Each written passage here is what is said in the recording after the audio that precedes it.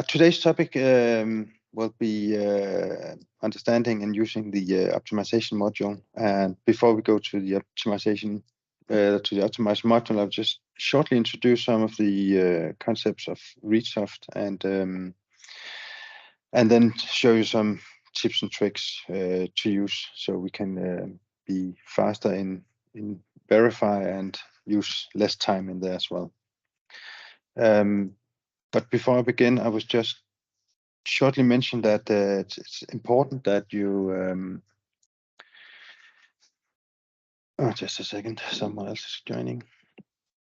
It's important that you remember to patch Readsoft, even though some of you already is using the latest major version. We still have some patches for that as well, because smaller glitches tend to find its way to the releases. So and we noticed in fix 1 for version 6.2 that there were some critical issues where interpret doesn't work correctly.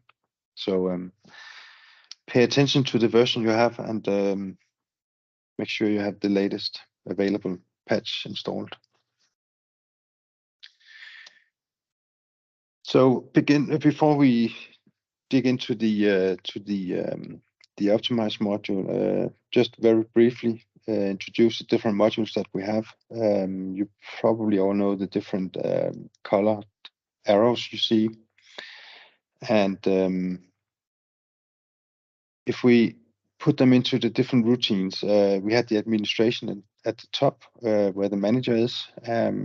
We use that for setting up your system and configure all the inputs and outputs there. And in the old days, we had optimized as well, the administration routine line, but I hope to convince you to move it down to a daily work task instead. And on a daily work, you probably all use verify most, and some of you also use the scan module. It is being more and more phased out because you receive invoices through an email instead. But it's still a place where you can feed the system with new documents. Then we have the automated processes. That's where we find the interpret and transfer module. And we use the interpret module to identify who sends you invoices and extract all the information on the invoice. We also validate them, and based on the validation outcome, we either set the status as there's an error that needs to be fixed or corrected, or we will send it directly into your ERP system using transfer. Transfer module is also an automated process. You will never see interpret and transfer at all, but transfer is collecting all the information that you have approved and send it to your ERP system, and then all these invoices are no longer available in Readsoft. The key concepts that I would like to tell you some more about today is invoice profiles and invoice definitions and how these two works together. And if we talk about the invoice profile, basically what it is a place where you can define which field you would like to capture on an invoice and eventually send it into your ERP system. But it's also a place where you can define how you get invoices into Readsoft and how you would like to export them to your ERP system. That is the main tasks that is in an invoice profile. But there's more to it than that. It's also a country-specific profile. That means when you create a new profile,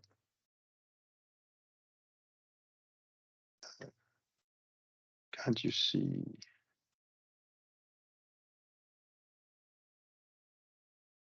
I'm sorry, I think we missed a few slices. Didn't I show anything at all? Okay. Please let me know if you can't see my screen. Yes. You can? Perfect. Yes. Perfect. Good. So the invoice profile is also a country-specific profile, and before you create them, you have to ask yourself if the main majority of the invoices is in English or Danish or what language they are, because it means something. And also, which legal entity do you approve invoices for? It can also be beneficial to select a British profile if you approve invoices for a British company. But besides that, we have some business logic attached to the different profiles. And amongst these business logic, we have which VAT rates are allowed to pass through. We have exclude titles, where we define which titles don't is not something we would like to use when we, for instance, find an invoice date or something like that. And secondly, the system works very well out of the box in one language, and that is because of the different search titles. But as you can see in the next screenshot, I've shown you here two different, the same invoice in Danish using a newly created Danish profile and a newly created English profile. And when we send it through the Danish profile, it's a Danish invoice, almost everything is being captured correctly. There's only one doubt where it has three different options to select from. But when we send the same invoice through the English newly created profile, it nearly can't find anything. And that is because the system uses the search title a lot.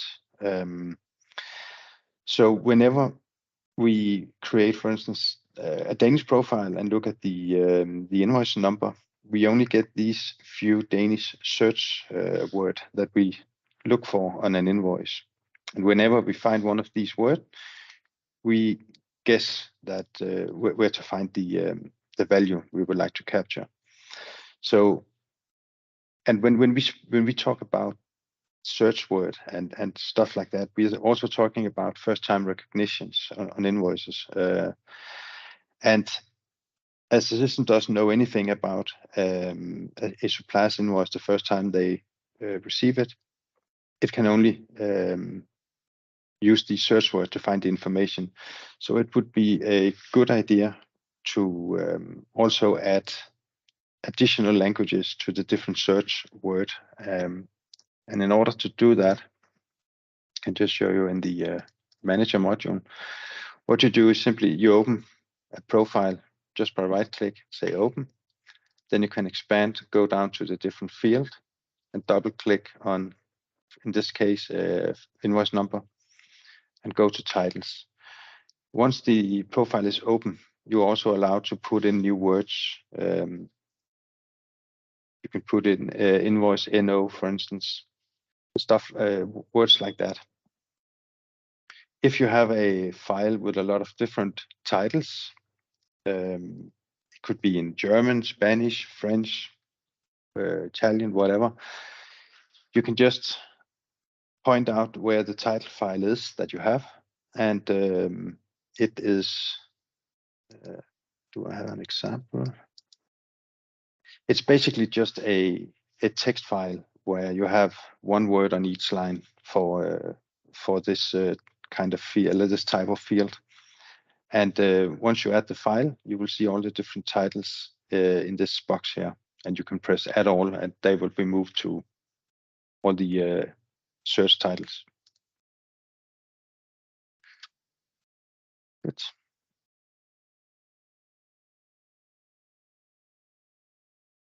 Then I talked about the exclude titles. As you can see, for each language profile that you have in your system, you also have what we call an EI Global Extra ini file. that is a more or less hidden configuration file that we have. But here we can, for each field that we have, go in and put in some exclude titles. For instance, if we are searching for the invoice number, we don't want to capture customer number, order number, item number, stuff like that on the invoice. And it could also be a very good idea to add words in different languages, just so we know that the system won't capture incorrect information the first time you see invoices from a supplier. Some other logic that we have is we can define how old an invoice can be before we give a warning. We can also define if we want to do validation on dates and amount as well. We have the VAT value, that the VAT rate values that we allow, that we can allow in the system. And there are a lot of other information here that we can go in and specify for each profile. But it's worth it can be beneficial to look into this file and then see what can we do to optimize it. And then something else, when we create a new profile, in this case, again, it's a Danish profile where we look at the order, the invoice number. The specification for the invoice number is N2 to 15. That means that the invoice number can only be a number, and it can be between 2 and 15 characters in length. That has to fit on all incoming invoices, which will often give you some validation errors because they send in letters and dashes and stuff like that as well. So in order for the system to accept invoice numbers, we suggest that you change it to an X instead. X is means that it can accept special characters, alpha characters, both uppercase and lowercase, and special characters in general. So it would be a good idea to go in and change that as well. Then I mentioned the amount validation. You can enable it or you can disable it. If you choose to enable it, it's important that you have at least 3 different amount fields: gross amount, net amount, and VAT amount. And the system uses these to calculate if, first of all, it finds the correct amount and put it into the right boxes. So it knows that the gross amount should be higher than the VAT amount or the net amount. But it can also calculate a missing field. If it has 2 of them, it can calculate the third as well. So, but again, some likes it, some hates it, because it's not always the right place. If they put in a freight or something like that, it can be it can give some problems. But it's there for a reason, and for some it works very well.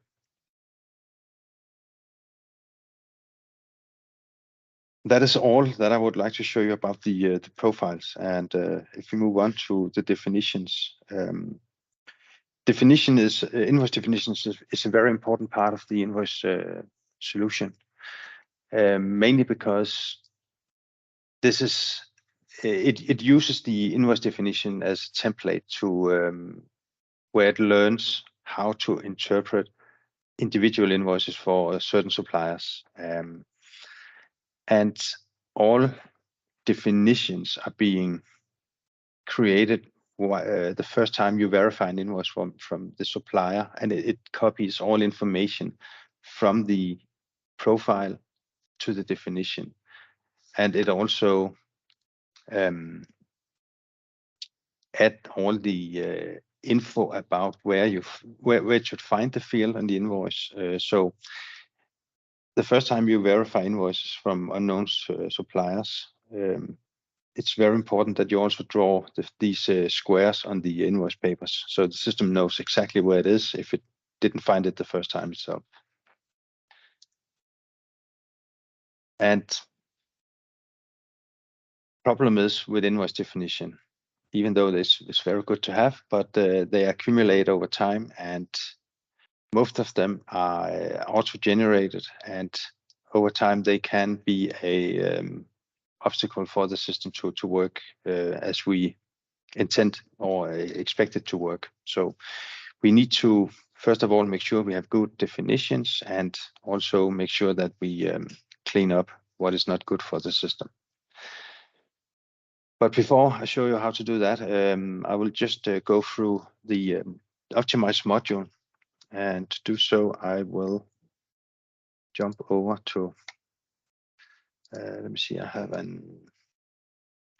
have a blank system, no invoices, no nothing. So I will interpret an invoice just to simulate how it is with the first-time vendors.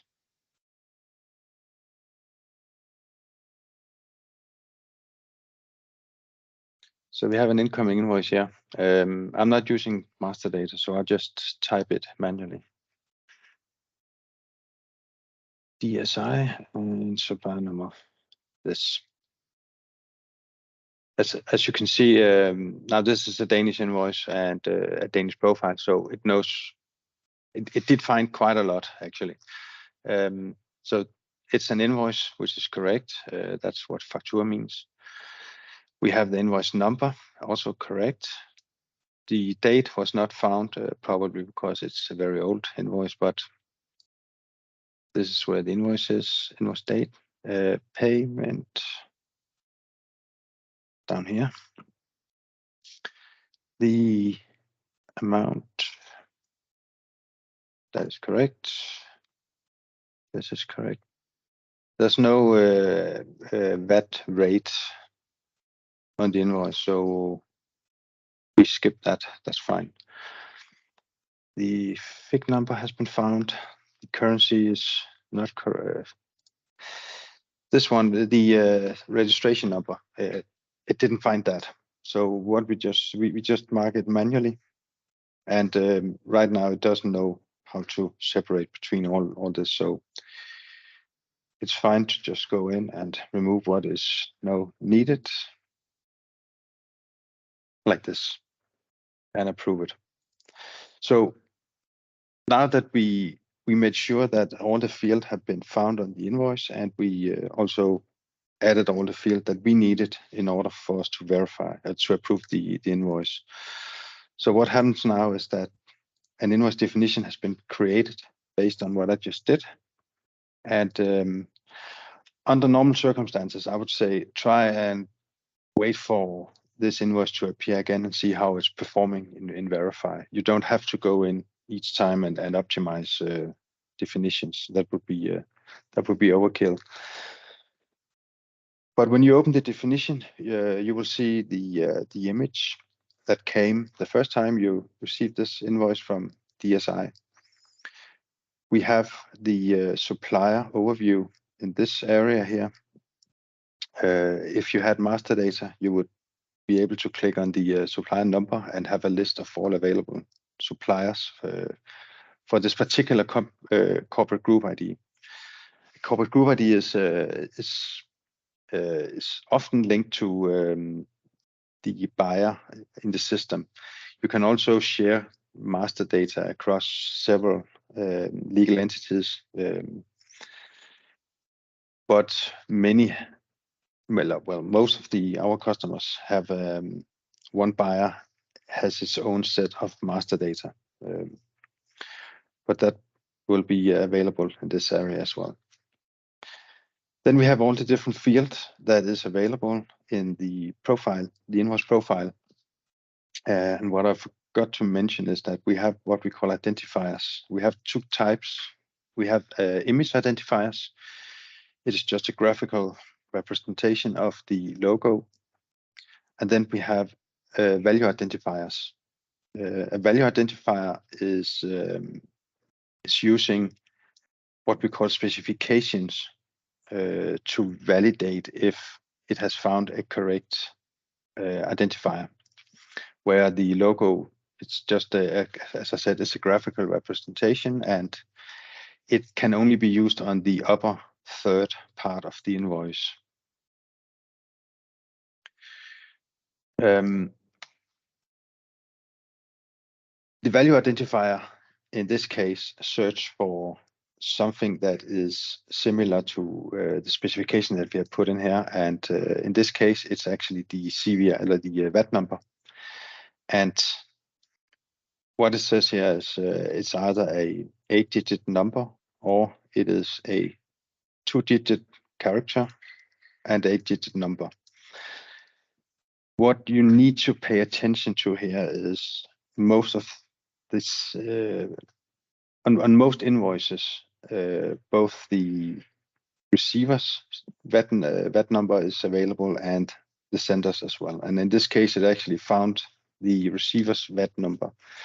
And when that happens, the system can often accidentally select this definition as the correct one if it finds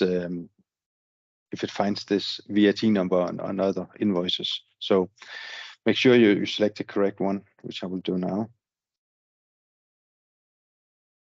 like this, and press OK. The buyer, we don't use it that often. We mainly use it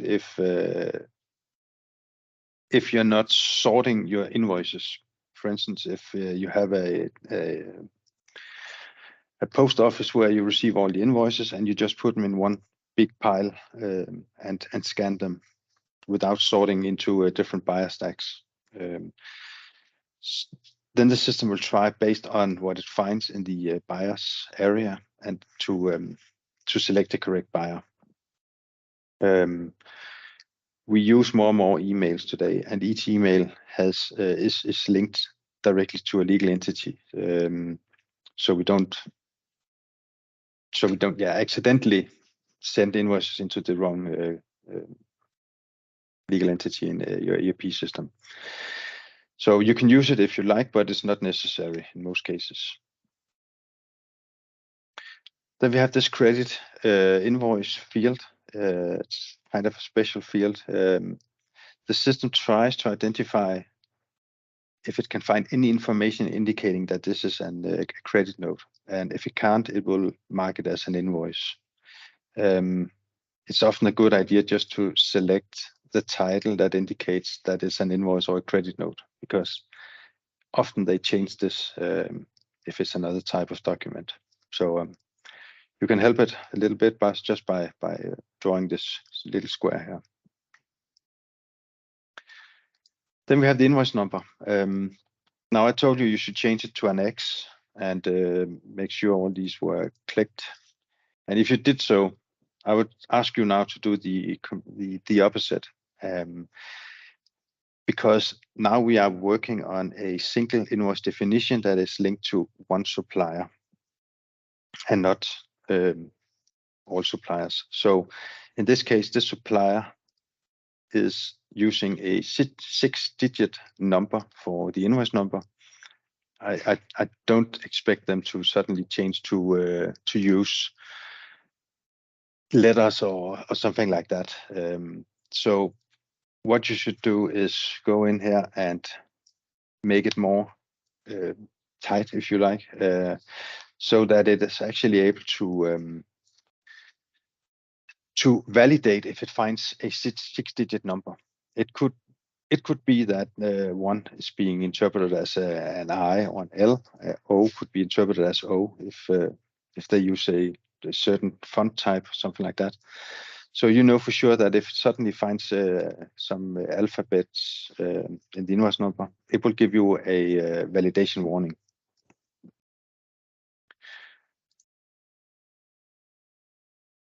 The titles are also important that you use, mainly if it's a field that can move up and down or sideways on the invoice. Everything we see above the line item is often at the same spot every time. So it's not that important for this information, but just to be sure, mark the title as well, so the system knows where to find the information. Then we have the dates. the date can be challenging sometimes. It's very important that you help the system to indicate how the date is built up. Is it day that is the first part of it, and month the second, and year as the third? And you could do that by typing the different letters, indicating that the first two positions will be indicating the day, DD, for the two digits for month, and 4 digits for the year. If this customer only used 16 as the year, you would have to remove 2 Ys, and then it will automatically convert it into the format that you would like to see it in Verify. And also, if they put in the year first, and the month and the day like this, you would have to again reverse the letters so the system knows how to interpret them. And that also leads us to if they use 3-letter acronyms for the month, you would also have to put in 3 M's, indicating that this is they are using these 3 letters, because we will then try to convert them into a number based on a table that we have behind the system. When they use letters like this, it's important that you also take note of the language that has been selected. If you, in this case, use Danish, it will try to find OCT in the Danish translation table, and it doesn't exist because we use K instead of a C. So it's important that you find the correct one, or it doesn't matter if you take British, if it's an American invoice, but just they have the same language. It's more important when you use Lithuania and Vietnam and languages like that.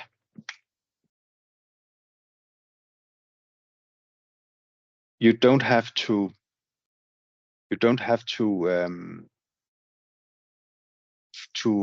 what if you would like to be creative with the date. If you know that right now it's only the 3rd of November, they put in 3, but you would like to actually add in 2 letters, but you are not allowed to. Let's put it like, if they put in the date like this,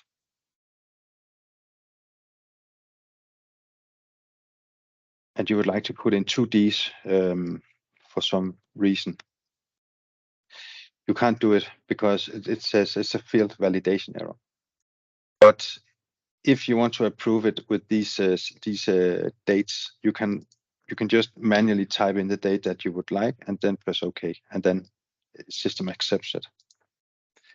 It can sometimes help if you have trouble with the dates.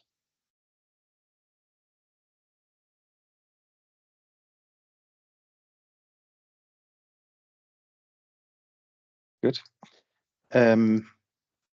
Yeah, again, put in the title so it knows where to find it.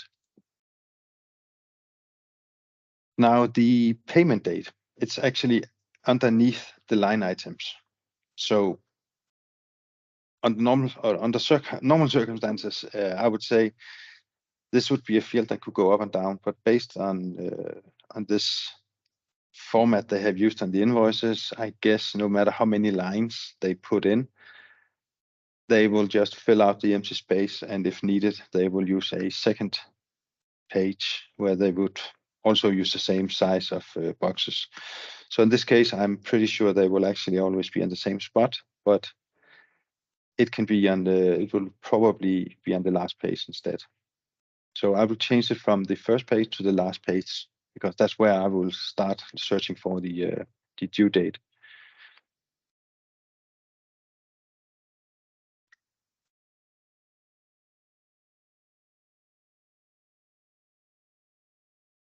Then we have amounts. Again,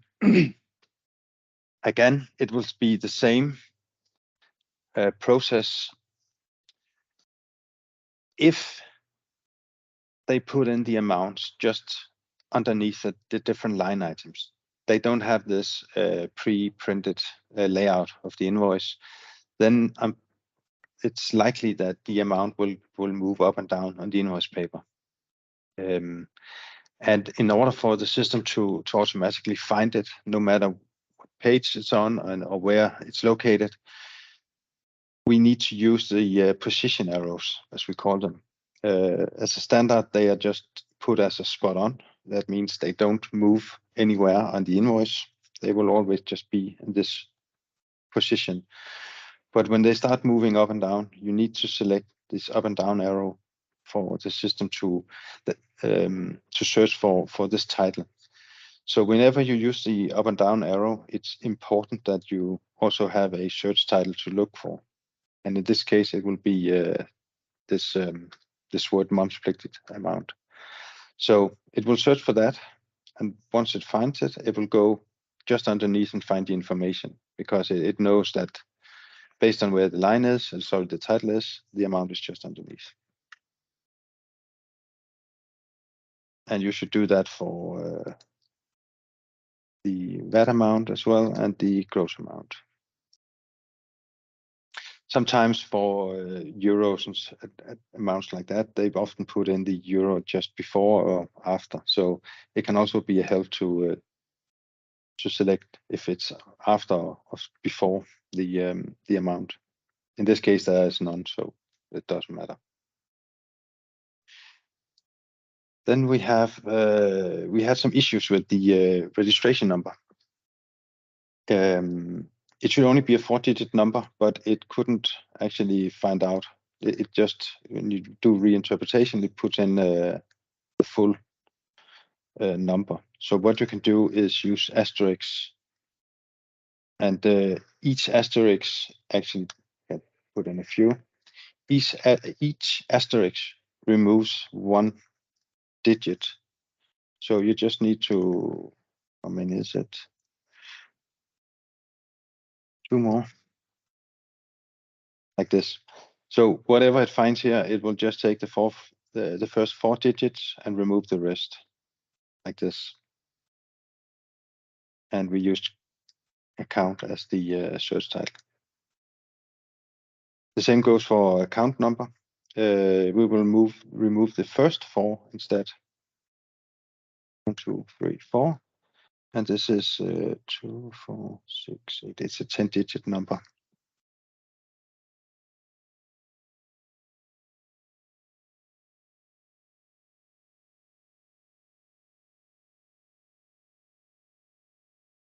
Like this. So now you can see it finds the correct information.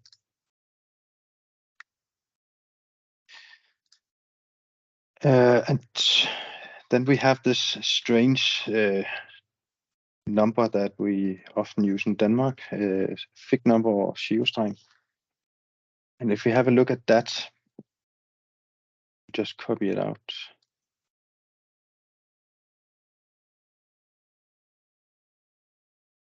And I will also copy the field specification, just to give you an understanding on how the field specification works in terms of validating the information that is in the field. It can look quite strange when you see it the first time, but if you split it up, it's actually not that complicated. The first part of this number is a plus sign. And you can see we have an X. An X means it can be any characters, both number, alphabet, and special characters. And we use these square parentheses. And that means it can be a 1-digit special character, and it has to be either this, it can be one of these 2 signs, but only one of them. And that makes sense in terms of we expect a plus. The next part of the equation is that we expect a 2-digit number. This time we use normal parentheses, and we're just indicating that it's a 2-digit number.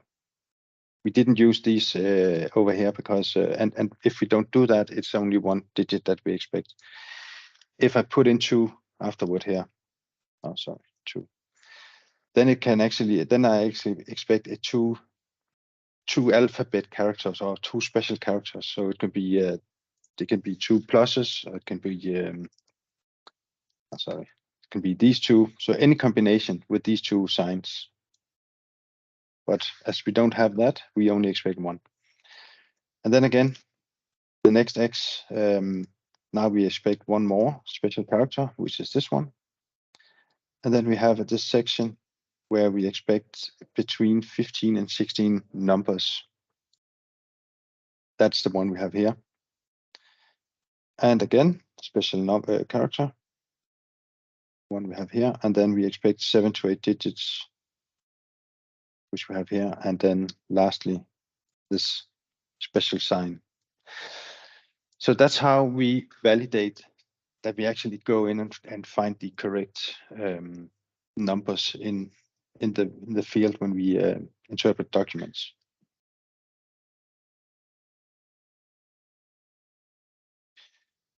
And then we have the currency. Currency is also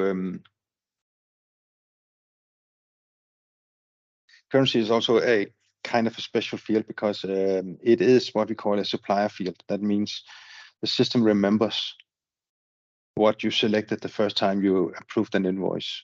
So if you select Danish kroner as the currency and you suddenly switch to euros or some other currency, it will come up with a warning that you have changed the currency to what it was expected from the supplier. And that's just a safety precaution. And it can sometimes be quite hard to relearn the system that it's actually acceptable to that it has switched to euros now. So often you need to delete the definition and recreate it or let the system create it.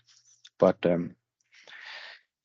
you can, if you have nerves to do so, click on the no interpretation. If you know for sure they will always send Danish kroner, you can just click this one. So there will be no interpretation. It will simply just put in what you have put into the title.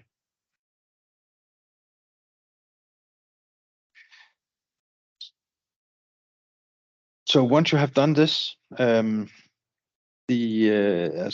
VAT rate is not present on the invoice, so we cannot learn the system where to find it. So unless you want to have it shown in Verify, you can simply go in and inactivate it. Then it won't be visible in Verify. As you can see also here, it's grayed out, means it's inactive. And that is more or less what you should do when you optimize your definitions. It can be quite challenging in the beginning, but in the long term, first of all, you're getting used to it, and it can actually go quite fast. And the good thing is you don't have to do it on every invoices. Actually, that is what the next slide will also show you, that doing it on all invoice definitions would be not worth the fight, to be honest. What you should focus on is some of the numbers that you see in Optimize. When you start seeing all your definitions, they will also be represented with a lot of numbers. And some of the most important ones that you should look for is, well, first of all, the one that we call incorrect ident. As you can see, there's a headline above all the different definitions. And if you click on the headlines, you sort by this column. And if you make sure that the arrow points downward, you get the highest number first. And incorrect ident means that the system identified an invoice definition, but you as a Verify operator has selected a different supplier. So both the system has used valuable time interpreting an invoice with an incorrect definition, and you as a Verify operator has to find the correct one and change it, and maybe do some manually work as well. So if you can see, there's a quite high number of incorrect idents compared to how many times have you actually used the definition. I would simply suggest that you delete it. It's no needed in the system. Also, try and sort on the all-time total. I don't know why it said all-time total, but if you sort on that, you will get a list of the invoices that you receive the most, the suppliers that sent you the most invoices, and of course it can be beneficial to optimize those. And if you can optimize your top 20 from that list, you will most probably cover 80% of your invoice flow. So then we have something called optimize, a field called optimize as well. You can see it here. By default, it will always be a 0. But if you from verify send an invoice for optimization, it will change to value 99. And that means someone would like you to look at this definition. And just to tell you how to use Save to Optimize from within Verify, when you have an invoice open, you can go to Invoice and go down to Save to Optimize. There will appear this, now it's a quite large dialog box I put in here, but it would look like this, where you can select from some predefined information, or you can type it yourself.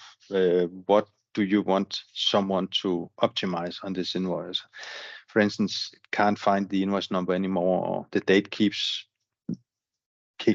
being incorrect. So this will appear, and once you have typed in the information you would like to provide, you can just click OK and approve the invoice as you're used to. And the reason why you should use this is actually there's a lot of reasons. First of all, if you have an invoice that is connected to the wrong supplier, that is, if it's on the front page, say it's from Encoma, but when you open it, you can see an image from Maersk Line, for instance. Then it's a wrong supplier connected to the invoice definition. And that is the one that you see an incorrect ident as well. You should use Save to Optimize if you keep seeing a lot of fields that are not being captured correctly, or even if it can't find the field at all. You should also use it if you are if the verify operator is not the same as the optimize operator. And the reason for that is when you save to optimize, it's like putting a post-it note on the invoice saying that I would like you to do this and that on this invoice. And again, if you don't optimize on the fly, but only maybe do it once a week or every 14 days, something like that, then you can accumulate all the definitions you would like to look at when you have the time. And then lastly, old definitions.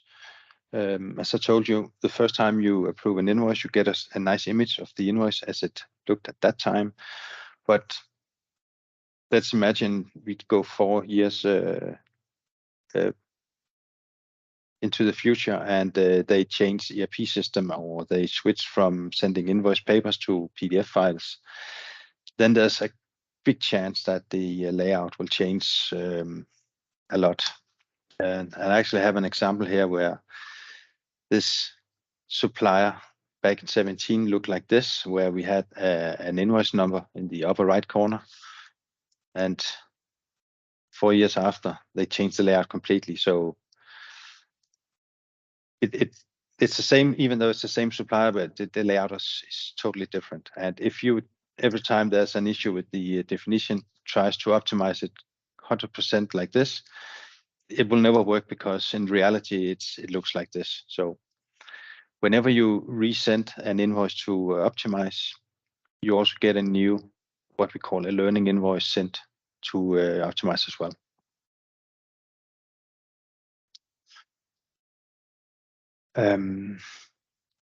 Sometimes we also see the same company uses different layouts, and it might be the same account in your ERP system. So in this case that I've shown you here, we have an invoice from a town called Hvidovre and one for Greve.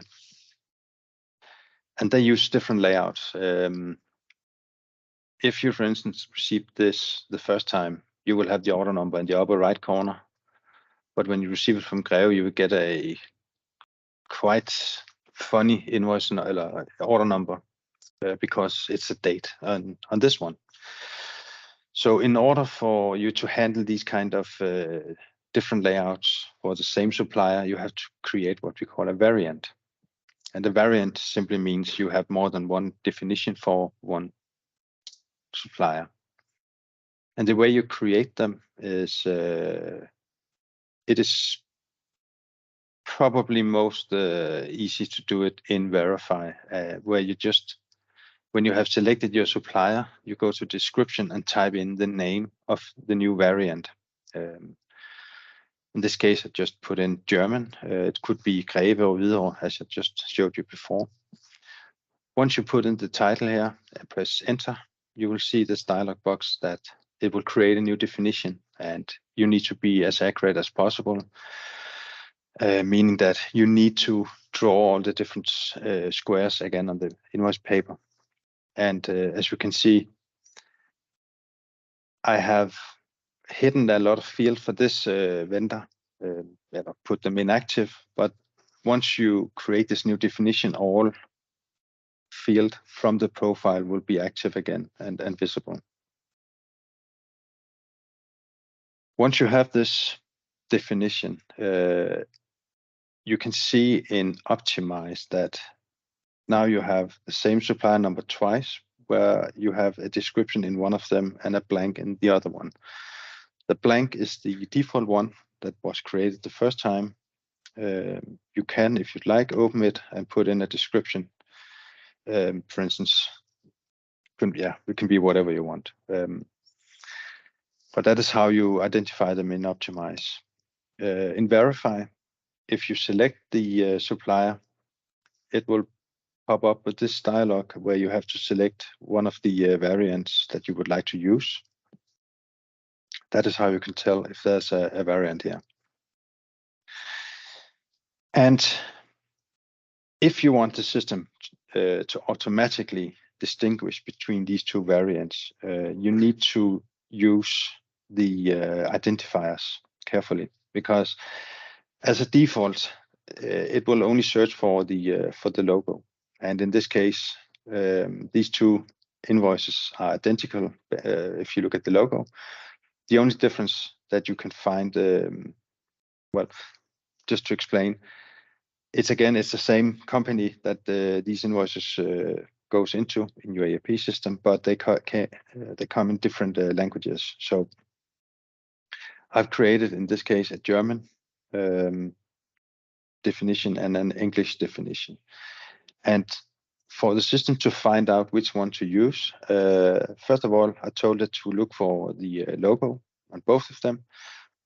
But as a second identifier, I told it to look for the word Rechnung and invoice. And once you do that, you can go in the identification. I can just show where it is. If you have the definition, go to settings, go to identification. By default, it's set to OR. That means it will search for the logo. And if it can't find any logos, it will try and search for the second identifier. The problem is both papers had the same logo, so we need to change it. So it has to match both the logo and this second identifier as well before it will work. And you need to do that on all variants. Otherwise, it will simply select the one with the first and best logo if available. So that is how it works, and you can use it for if they have different languages, if they use different currencies. Yeah, that's how we normally use them. And why all this work? Well, the main goal is to is simply have all the invoices be set to complete in your Verify module, so you can send it directly into your ERP system.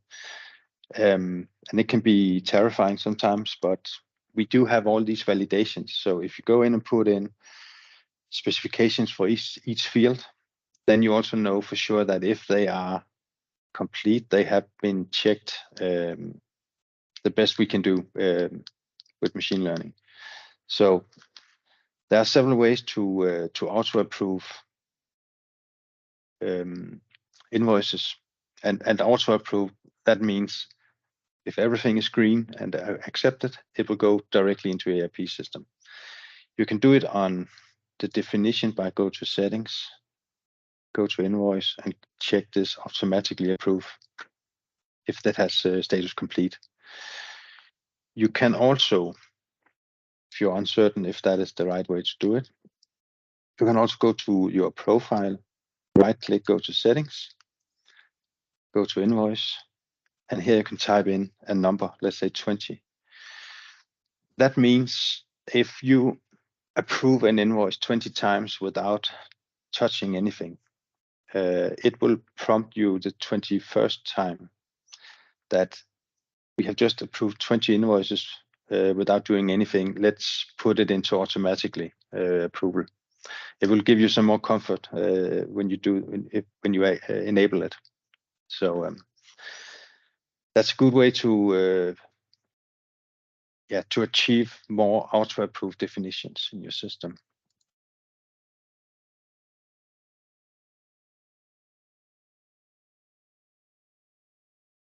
You can see in both the manager module, but also in the optimize module, if the definition has been set to auto-approve.